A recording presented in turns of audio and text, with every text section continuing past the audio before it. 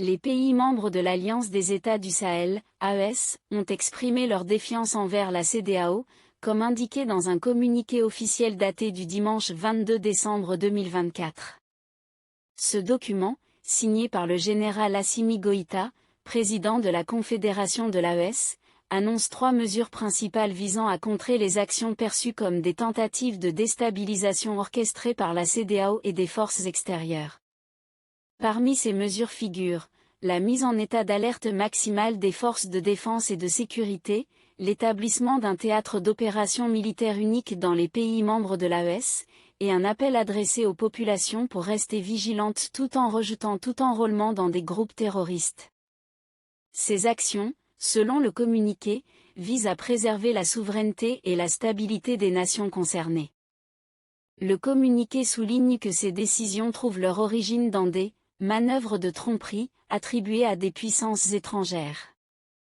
Il est reproché à la France de réorganiser ses dispositifs dans la région sous un prétexte de retrait militaire, tout en maintenant des ambitions qualifiées de néocoloniales.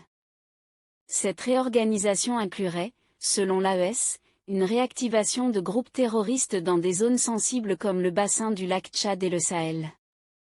La prorogation par la CEDEAO de la période de retrait du Burkina Faso, du Mali et du Niger a été perçue comme une nouvelle tentative de maintenir l'influence étrangère dans la région.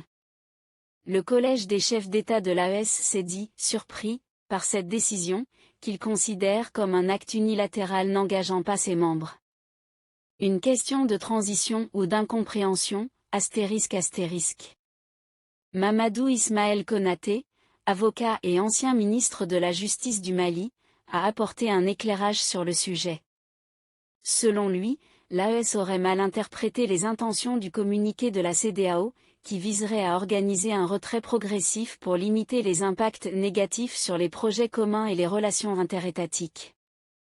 Ce préavis, explique-t-il, permettrait une transition plus ordonnée, notamment sur les plans économiques et logistiques. N'hésitez surtout pas à liker si vous avez trouvé ces informations utiles.